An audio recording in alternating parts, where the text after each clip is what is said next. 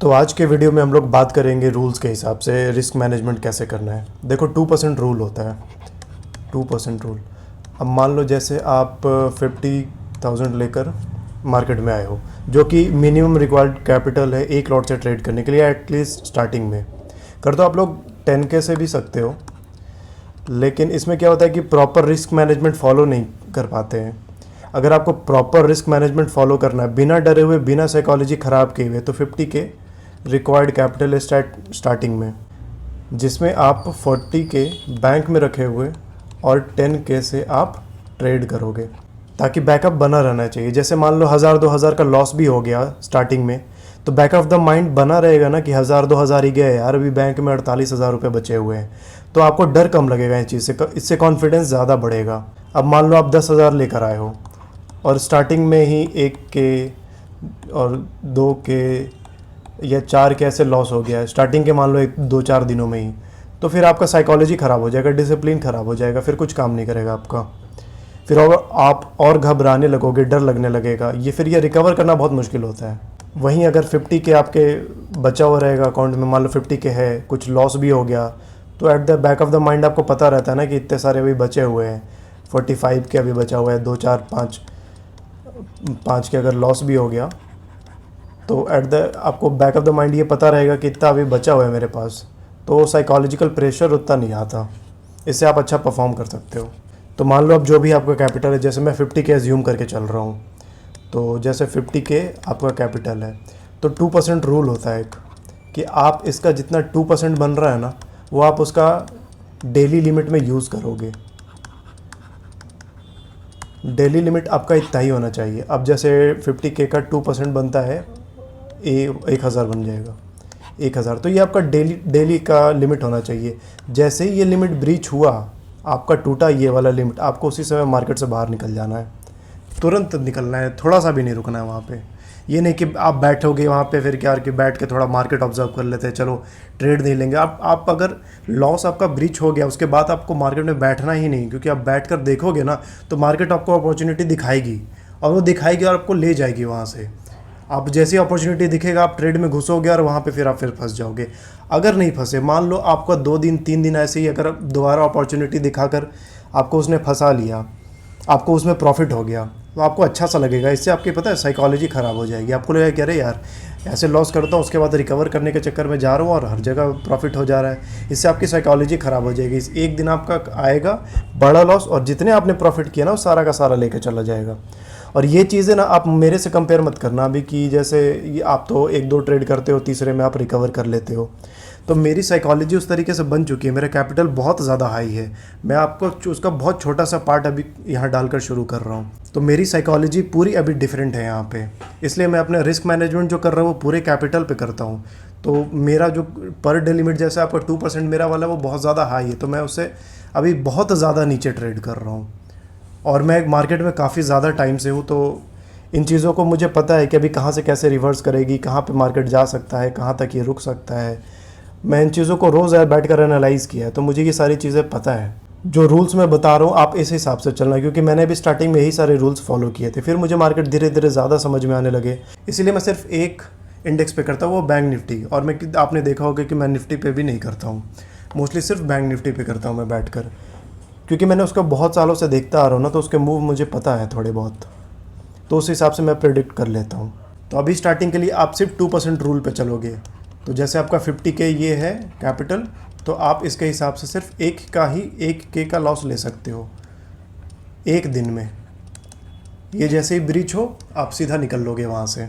और दूसरी बात, रिग्रेट नहीं करना है कभी। मान लो आप यहाँ पे 1K का लॉस बुक किए और खोल कर देख रहे हो थोड़ी देर बाद मार्केट, तो उस पॉइंट से आप ही के डायरेक्शन में वो 2000 पॉइंट ऊपर चला गया है, और आपको ऐसा लग रहा है कि अरे यार 5-10 पॉइंट से बच गया, अगर मैं ट्रेड में बना रहता, री एंट्री ले लेता, तो आज करोड़पति बन जाता। रिग्रेट मत करना मेरे भाई, कभी भी रिग्रेट मत करना, क्योंकि आपको क्या है ना कि आप इस 2000 के मूव में मान लो घुस भी जाते ना, अगर थोड़ा बहुत भी आपका साइकोलॉजी, एक तो पहले आपकी साइकोलॉजी ख़राब हो जाती है इसके निकलने के बाद से, इस लॉस के बाद से, इसमें थोड़ा सा भी ऊपर नीचे होता ना, आप और लॉस को रिकवर करने के लिए जाते कि अरे यार यहाँ फंस गया था, इससे अच्छा तो बढ़िया एक के का लॉस था मेरा, वापस एक के लॉस तक ले आता हूँ, उसके बाद छोड़ दूंगा मार्केट।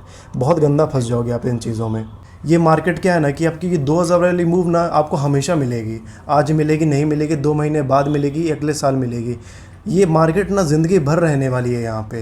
लेकिन अगर आपका कैपिटल ख़त्म हो गया ना तो आप निकल जाओगे इस मार्केट से, आप दोबारा नहीं आ पाओगे। और ये धीरे धीरे जब आपका कैपिटल धीरे धीरे ख़त्म होने लगता है ना, आपकी साइकोलॉजी उसी तरीके से ख़राब होने लगती है। तो इन सब मार्केट से भी दूर रहा करो आप लोग। आपका जैसे अपने लॉस लिमिट फिक्स कर रखा है अपना, ये जैसे ही ब्रीच हो आपको निकल लेना है। आपको अभी स्टार्टिंग में ना, स्टार्टिंग के 2-3 महीने आपको प्रॉफिट बनाने पे ध्यान नहीं देना है, आपको सिर्फ डिसिप्लिन बनाने पे ध्यान देना है। आप ये डिसिप्लिन बना लिए ना, आप बहुत लंबा खेलोगे उसके बाद। तो ये बात थी डेली लिमिट की, आपको डेली लिमिट ऐसे करना है। अब बात करते हैं ट्रेड पर लिमिट की।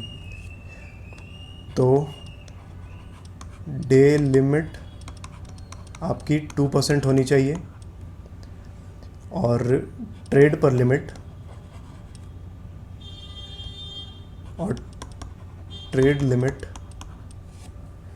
आपकी, जैसे मैं परसेंटेज के हिसाब से नहीं देखता इन चीज़ों को, मैं इसे देखता हूँ लॉट के हिसाब से। जैसे मैं बैंक निफ्टी में ट्रेड करता हूँ तो एक लॉट से मैक्सिमम लॉस 300 होना चाहिए बैंक निफ्टी में, और एक लॉट से जब अभी तो चेंज हो गया ये निफ्टी का, तो अभी इसके हिसाब से 250 होना चाहिए एक लॉट से। मैक्सिमम बोल रहा हूँ, मैक्सिमम मैं फिर से बोल रहा हूँ कि आप मेरे स्टॉप लॉस पे ध्यान मत देना, क्योंकि मेरा पूरा अभी डिफरेंट हो चुका है साइकोलॉजी। मैं काफ़ी दिनों से पहले मैं ये जो आपको रूल्स बता रहा हूँ ना, मैं सेम चीज़ों पे पहले ट्रेड करके अपना डिसिप्लिन बनाया हूँ। उसके बाद धीरे धीरे बढ़कर मैं थोड़े बहुत अब लॉसेस बढ़ाने लगा है। मैंने थोड़े बहुत मैं एक्स्ट्रा रिस्क ले लेता हूँ इन चीज़ों पे, क्योंकि मुझे पता है कि ज़्यादा कुछ होने वाला नहीं है। लेकिन ये जो डे लिमिट है ना मेरा, ये अभी भी सेट रहता है मेरा, ये मेरा हमेशा सेट रहता है। इसके ऊपर मैं कभी नहीं जाता, इनफैक्ट इससे बहुत नीचे हूँ मैं, बहुत नीचे इसका लिमिट रखता हूँ मैं। जैसे ही वो एक बार हिट होता है मैं सीधा निकल लेता हूँ। तो आपका ट्रेड लिमिट इतना ही होना चाहिए, एक लॉट से आप इतना ही लॉस ले सकते हो 300 का। तो जैसे अब आपका था कि जैसे आप एज्यूम करके चलते हैं वो 50K वाला एग्जांपल, तो 50K आपका कैपिटल है, तो एक दिन में आप लॉस लोगे 1K का, इससे ज़्यादा नहीं लोगे आप। और एक ट्रेड में आप लॉस लोगे 300 का बैंक निफ्टी में और 250 का निफ्टी में। मोस्टली मैं इसकी बात करूँगा पूरे हर जगह पे, क्योंकि मेरा थोड़ा ज़्यादा इससे प्यार है, लगाव है, और मैं इसके बारे में ज़्यादा जानता हूँ। निफ्टी पे मैंने ज़्यादा रिसर्च नहीं किया, लेकिन वो जो चीज़ें, स्ट्रैटेजी, रिस्क मैनेजमेंट, जितनी भी चीज़ें, वो सारी चीज़ उस पर काम करेंगी। बस मैं निफ्टी में भी कभी कभी करता था पहले, लेकिन बैंक निफ्टी में बस इसलिए करता हूँ कि इसके मूवमेंट मुझे थोड़े समझ में आते हैं। क्योंकि मैंने बहुत, वो कहते हैं ना लोग कि कोई फॉरेक्स में भी कर लो, कोई क्रिप्टो में भी कर लो, कोई ये फिन निफ्टी में भी कर लो, जितने इंडेक्स है सब पे कर लो, जहाँ मौका दिखे वहाँ कर लो। रादर देन दैट मैं सोचता हूँ कि किसी एक इंडेक्स पे आप ना बैठकर मास्टरी कर लो।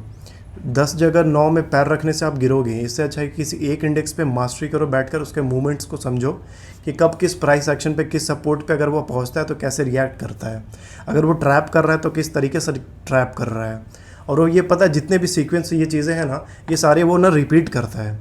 बैंक निफ्टी हो या निफ्टी हो, कोई भी इंडेक्स हो ना, वो एक चीज़ है जो उसने पकड़ रखा है ना, वो बार बार रिपीट करेगा उस सीक्वेंस को, और उसी सीक्वेंस को आपको पकड़ना है। तो मैं फिर से आपको आखिरी बार ये बता दे रहा हूँ कि ये डे लिमिट और ट्रेड लिमिट ये कभी मत तोड़ना आप, क्योंकि अगर आपको बिज़नेस में लंबा खेलना है, लंबे तक चलना है, कैपिटल एग्जॉस्ट नहीं करना है आपको, तो ये वाला आपको फॉलो करना पड़ेगा।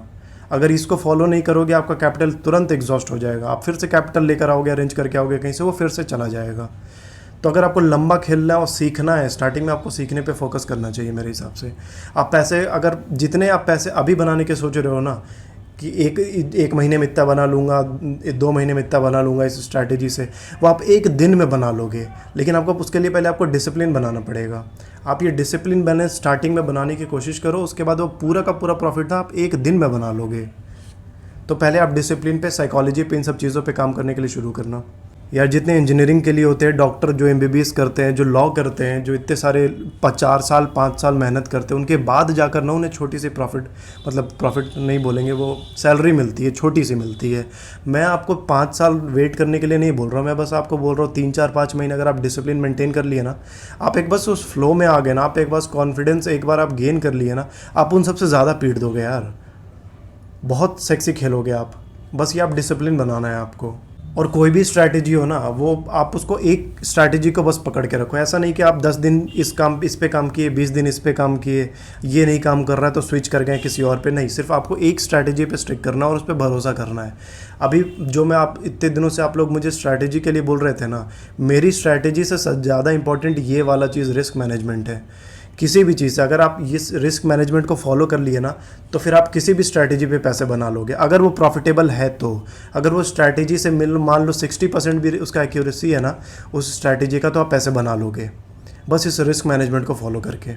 और आखिरी बात एक और, कि ट्रेड जब भी लेना है ना, जब भी कोई आप ट्रेड लो, तो ऐसा ना हो कि आप ट्रेड लेने के बाद बाकी सारी चीज़ें कैलकुलेट कर रहे हो कि अरे यार यहाँ पे टारगेट यहाँ जाएगा तो बुक करेंगे, एसएल यहाँ आएगा तो बुक करेंगे। नहीं, ये सारी चीज़ें ना आपकी पहले से प्री डिसाइडेड होनी चाहिए।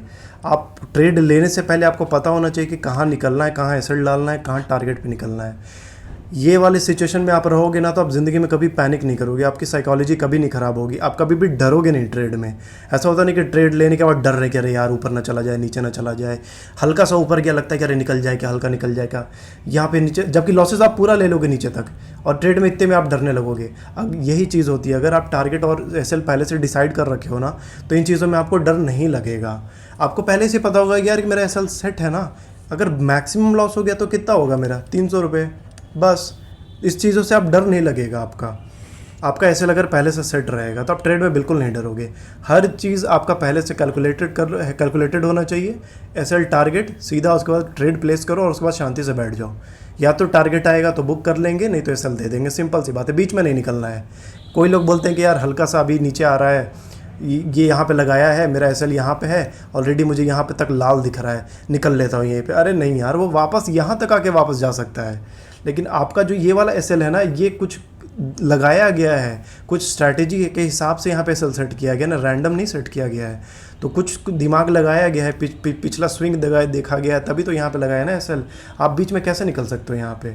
तो सिंपल सा है, बीच में कहीं नहीं निकलना है ना। यहाँ पे टारगेट है, कैसे कभी लगता है कि जैसे मेरा टारगेट 1000 रुपये है, आप यहाँ पे 500 दिए, आपको 700 रुपये दिख रहे हैं यहाँ पे, आप निकल जाओगे। अरे क्यों निकल जाओगे यार, आपको पता है कि यहाँ पे जाने वाला है। यहाँ पे टारगेट कुछ सोच समझ के लगाया गया ना, कि पिछली बार से यहाँ से रिजेक्शन लिया था, तो हो सकता है यहाँ से रिजेक्शन है, तो आपको 1000 तो मिलने ही मिलने हैं। ये पता है कि आपको 1000 के ऊपर भी जा सकता है कभी कभी, लेकिन ये अगर आपने पहले बुक करने वाला जो ये लगा दिया ना, हो सकता है कि चलो एक बार 700-800 पे जाके वापस घूम जाए वो। लेकिन ये अगर आपने आदत लगा दी ना कि पहले ही बुक कर लेने वाला, तो ये फिर से आपकी साइकोलॉजी ख़राब कर देगा। ट्रेड लेने के बाद आपको कुछ नहीं सोचना है, सीधा या तो टारगेट या तो एसएल, सिंपल, बीच में नहीं निकलना है।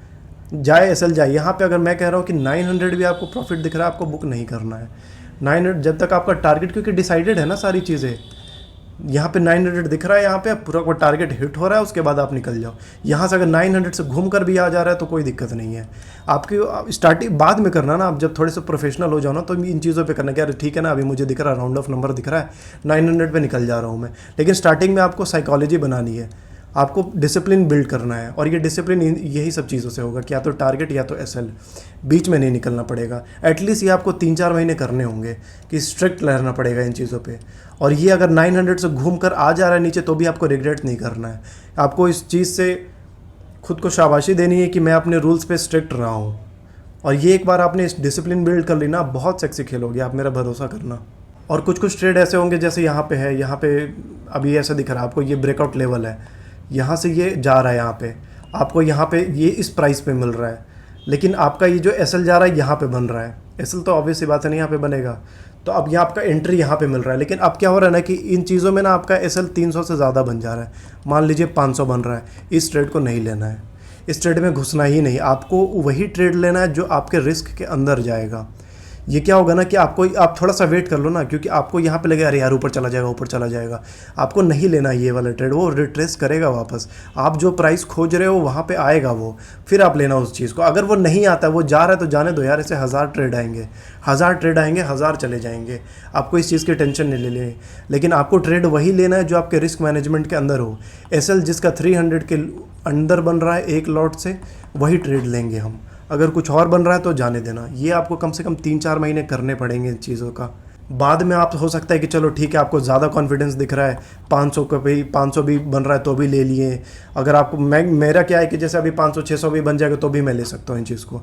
और अगर मैं कॉन्फिडेंट हूँ कि यहाँ पे ब्रेकआउट हो रहा है, क्योंकि सारी चीज़ें तोड़ दी है इसने, मैं देख रहा हूँ ये स्टॉप लॉस बहुत सारे पड़े हुए हैं यहाँ पे बहुत लोगों के, तो मैं यहाँ पे क्या करूँगा, क्वांटिटी भी बढ़ा दूंगा, मैं डबल से चला जाऊंगा वहाँ पे, क्योंकि मैं कॉन्फिडेंट हूँ यहाँ पे। अगर मुझे बुरा भी, छोटा सा एसएल चला भी गया ना 600 का, तो मुझे बुरा नहीं लगेगा इन चीज़ों पे। ये चीज़ें आपको बाद में आएंगी, लेकिन स्टार्टिंग में आपको ना डिसिप्लिन बिल्ड करना पड़ेगा। तो ये थी कुछ रिस्क मैनेजमेंट की बातें। बाकी मैं नेक्स्ट वीडियो में थोड़ी मनी मैनेजमेंट की, ऑल्दो मैंने थोड़ी बहुत बता दी है इसमें मनी मैनेजमेंट की चीज़ें, लेकिन नेक्स्ट वीडियो में मैं आपको मनी मैनेजमेंट और रिस्क रिवॉर्ड के बारे में थोड़ा बहुत बता दूंगा। तो मिलते हैं नेक्स्ट वीडियो में।